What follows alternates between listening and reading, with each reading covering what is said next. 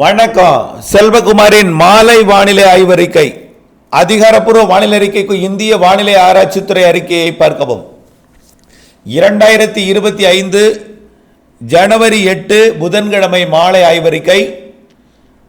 வங்கக்கடலில், அதாவது தெற்கு மத்திய வங்கக்கடல் பகுதியில் நீடித்துக் கொண்டிருக்கூடிய காற்று சுழற்சி கண்டிப்பாக வரக்கூடிய 11, 12, 13, 14 தேதிகளிலே இலங்கைக்கு தென் கிழக்கு புறம் வந்து பிறகு இலங்கைக்கு தெற்கு புறம் வந்து குமரி கடற்பகுதிக்கு நகர இருக்கிறது. பொங்கல் தினத்திலே குமரி கடல் பகுதியில் நீடித்துக் கொண்டிருக்கும். இதன் காரணமாக வரக்கூடிய 10ஆம் தேதி இலங்கைக்கு மழைப்பிடிப்பை தொடக்கும்.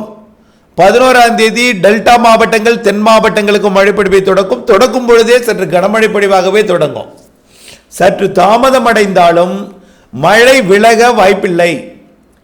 கண்டிப்பாக அறுவடை விவசாயிகளுக்கு மீண்டும் மீண்டும் ஒரு எச்சரிக்கை. முதிர்ந்த நெல் தானியங்களை அறுவடைக்கு பக்குவம் அடைந்த அறுவடைக்கு தயாராக இருக்கக்கூடிய நெல் தானியங்களை உங்களுக்கு மேலும் ஒரு 2 நாள் கூடுதலாகவே வாய்ப்பு வழங்கி இருக்கிறது. நாம் ஏற்கனவே 8ஆம் தேதி மழை எதிர்பார்த்திருந்தோம். எப்போ நீண்டகால அறிக்கையில் தேதிட்டு இருந்த பொழுது 8ஆம் தேதி 9ஆம் தேதி என்று சொல்லியிருந்தோம். 8, 9, 10, 11 என்று. ஆனால் இப்பொழுது மழைப்பொழிவே 10ஆம் தேதி தான் தொடங்க போகிறது. 11ஆம் தேதி கூட தொடங்கலாம். ஆனால் 12, 13ஆம் தேதி கனமழை பொழிவே இருக்கிறது. சற்று காற்றுடன் கனமழை பொழிவு இருக்கும். கிழக்கு திசை காற்று, அதாவது காற்றுனா புயல் காற்று ஏதும் இல்லை, சாரல் காற்று. சாதாரணமாக கடந்த 30, 31ஆம் தேதி பெய்த மழைப்பொழிவில் கூட கொஞ்சம் காற்று மட்டும் இருந்தது, மழை குறைவாக இருந்தது. ஆனால் இந்த மழைப்பொழிவு சற்று காற்றுடன் மழை இருக்கும். ஆக கிழக்கு திசை காற்றுடன் மழைப்பொழிவு இருக்கும். ஆக ஏற்கனவே பெய்த மழையில் பல்வேறு முதிர்ந்த நெல் தானியங்கள் கீழே விழுந்து விட்டது. கதிர் வராமலே சில இடங்களில் விழுந்து விட்டது.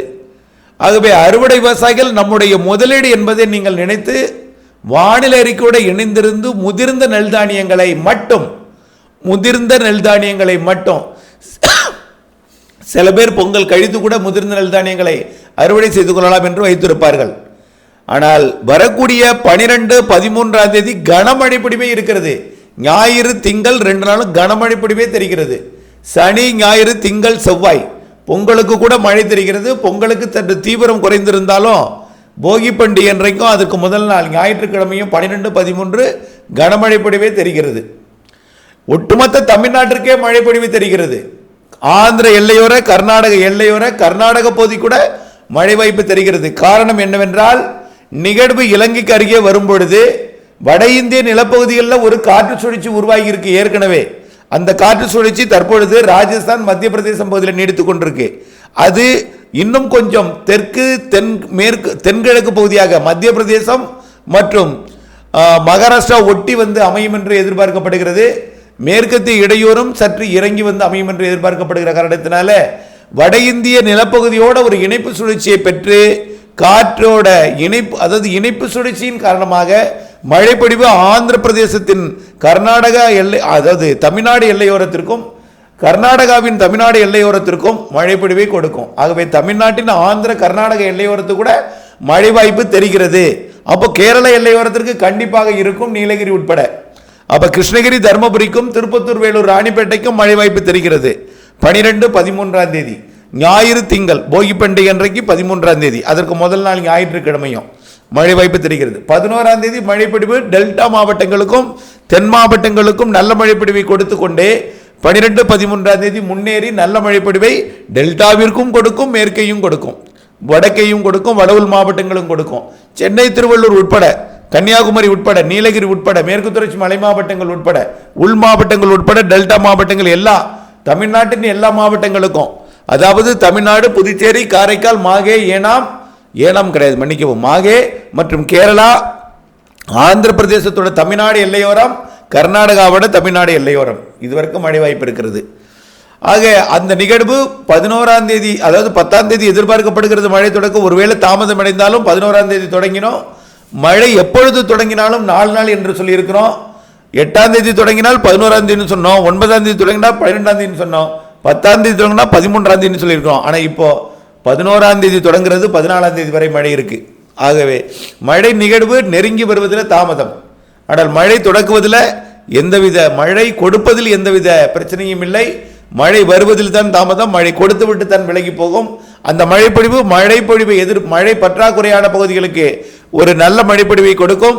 தற்பொழுது அதாவது மழைப்பொழிவு இல்லாத இடங்களுக்கும் மழையை எதிர்நோக்கக்கூடிய இடங்களுக்கும் 12, 13ஆம் தேதி கனமழை பொழிவை கொடுக்கும் என்று எதிர்பார்க்கப்படுகிறது, உள் மாவட்டங்களுக்குமே. அதே போல அந்த பொங்கல் நாளிலும் லேசான மிதமான மழை பொழிவு இருக்கும். மாட்டுப் பொங்கல் அன்றை கூட தூறல் சாரலாம் இருக்கிறது. 16, 17 இடைவெளி கொடுத்து 18ஆம் தேதியும் இடைவெளி கொடுக்கும் என்று எதிர்பார்க்கப்படுகிறது. முதிராத நெல் தானியங்கள் கொண்ட விவசாயிகள் அச்சப்பட வேண்டாம்.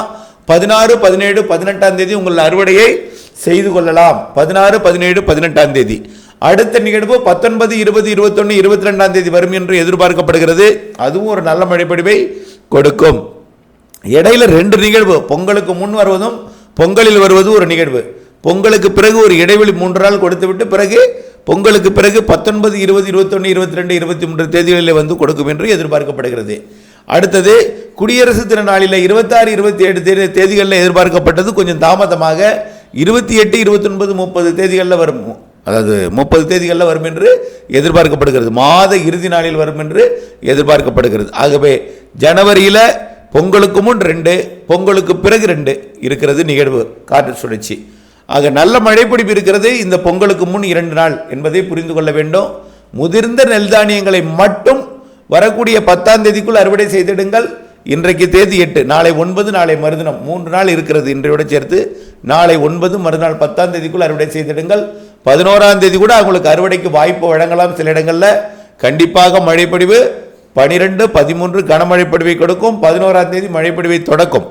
குளிர்கால மழைப்பொழிவில் சேர்த்து பெய்ய போகிற இந்த மழைப்பொழிவு நல்ல ஒரு மழைப்பொழிவாக 12, 13ஆம் தேதி அமையும் என்று எதிர்பார்க்கப்படுகிறது. பொங்கல் தினத்திலும் மாட்டுப் பொங்கல் தினத்திலும் மிதமான லேசான மழைப்பொழிவுகள் இருக்கிறது. அதற்கு பிறகு 3 நாள் இடைவெளி இருக்கிறது என்பதை புரிந்து கொண்டு வானிலை அப்டேட்ஸுடன் இணைந்திருந்து வானிலை அறிந்து விவசாயம் செய்திடவும். அறுவடைக்கு தயாராக இருக்கக்கூடிய நெல் தானியங்களை மட்டும் இப்பொழுது 10ஆம் தேதிக்குள் அறுவடை செய்திடுங்கள்.